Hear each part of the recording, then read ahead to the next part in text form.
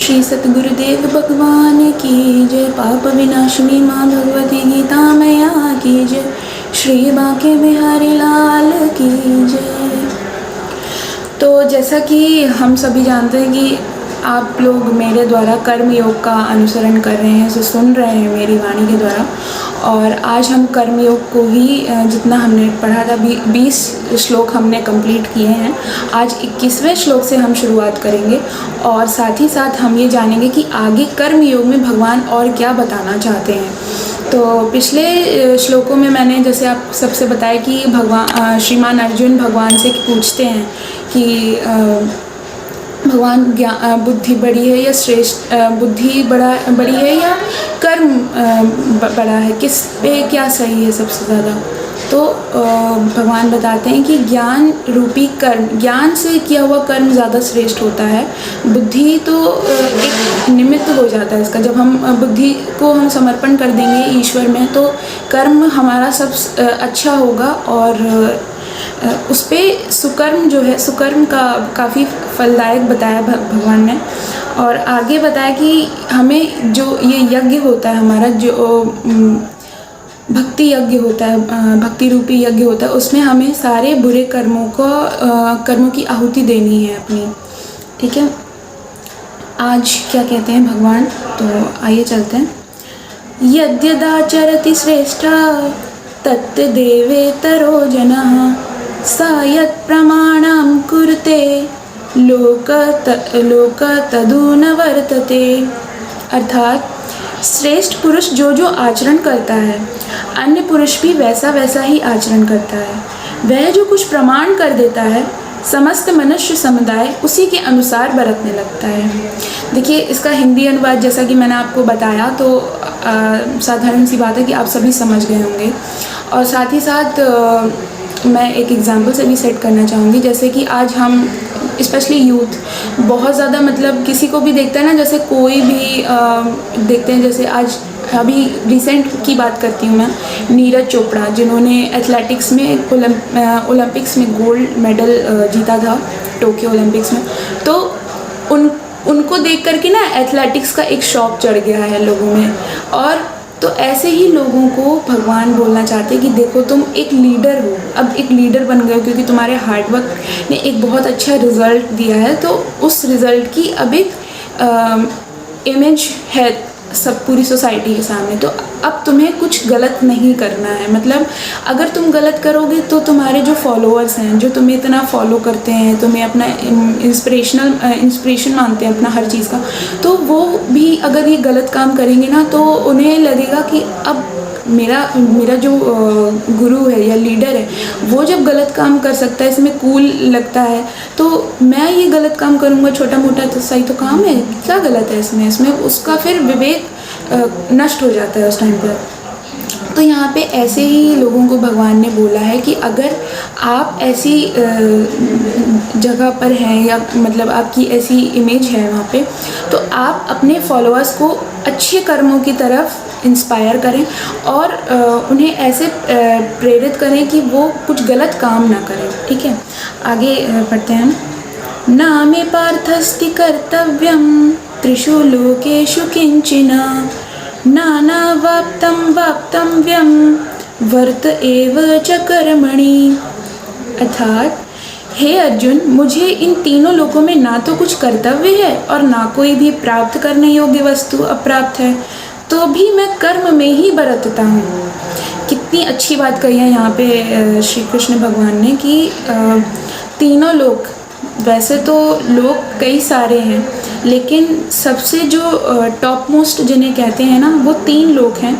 तो उसमें ना तो मेरे लिए कोई कर्तव्य है, कर्तव्य यानी योर ड्यूटी, ना कोई भी प्राप्त करने योग्य वस्तु। अब जिनके पास सब कुछ है उन्हें क्या ज़रूरत है। अब आप खुद सोचिए, अगर आपके पास खूब सारा एक साथ पैसा आ जाए तो आपको भी यही लगेगा ना कि अरे अब तो मेरे पास मतलब सब कुछ है, मैं सब कुछ खरीद लेती हूँ, मैं तो ये आज ये कार है, टॉप बेस्ट कार है, तो मेरे पास ये बेस्ट कार भी है, मेरे पास ये बेस्ट वॉच है, हर चीज़ का कलेक्शन रहेगा, तो आपको कुछ चाहिए ही नहीं होगा। तो फिर भी भगवान कह रहे हैं कि मुझे तो कर्म में ही बरतना है। मतलब क्योंकि यहाँ पे कर्म कर्म मतलब एक छोटा, जैसे कहते हैं ना, ईश्वर तो कण कण में बसा हुआ है, तो वैसे ही भगवान हर कर्म में बसे हुए हैं, बस हमें पहचानने की ज़रूरत है। लेकिन अब देखिए, हम तो यहाँ पे फैक्ट डिनाई कर देते कि हम तो किसी चीज़ से मतलब अब हमें क्या करना, हम हमारे पास तो सब कुछ है, हम तो ऐशो आराम की ज़िंदगी जिएंगे और हमें क्या अब हार्डवर्क करना नहीं, अब कुछ नहीं करना। लेकिन यहाँ पे आप गलत होती, जब ईश्वर अपना कर्म कर रहा है, कर्म से जुड़ा हुआ है, तो हम कौन होते हैं उससे पीछे हटने वाले।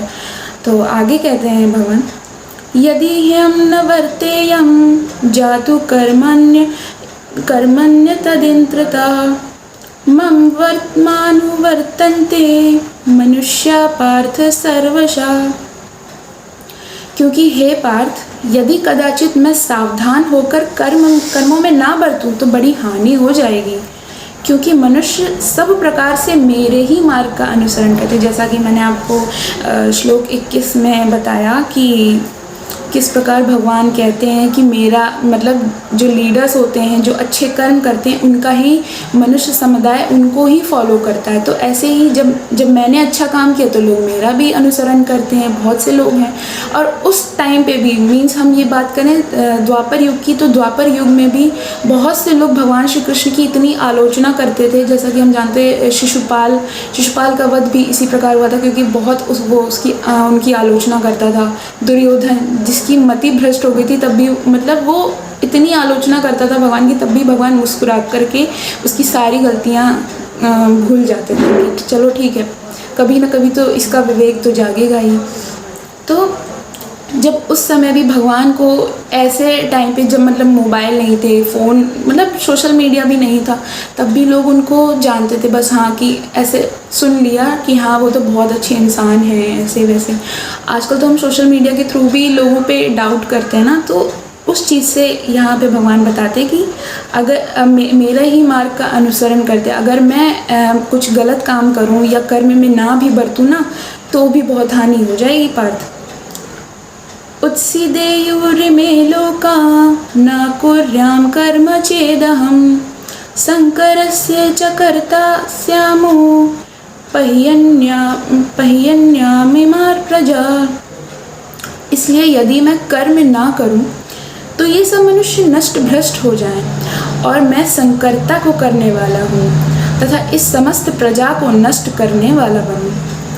बहुत अच्छी बात कही है यहाँ पे भगवान ने कि अगर मैं कर्म ना करूँ ना, मतलब अब देखिए यहाँ पे ऐसे समझिए कि अब जो सुप्रीम पावर को जो फॉलो करता है, तो ऑब्वियस सी बात है कि वो उस चीज़ को इतना ज़्यादा अपने जीवन में उतार लेगा कि बुरे काम उससे नहीं होंगे, बुरी चीज़ें मतलब जितनी भी नेगेटिव एक्शंस होते हैं ना हमारे, कुछ भी मतलब चाहे वो हमसे रिलेटेड हो या ना हो, तो भी मतलब उसको भगवान कह रहे हैं कि अगर मैं कर्म ना करूँ ना तो ये जो संसार ये नष्ट भ्रष्ट हो जाए, मतलब पूरे संसार में प्रलय आ जाएगी यहाँ पे तो। और मैं संकर्ता को करने वाला हूँ।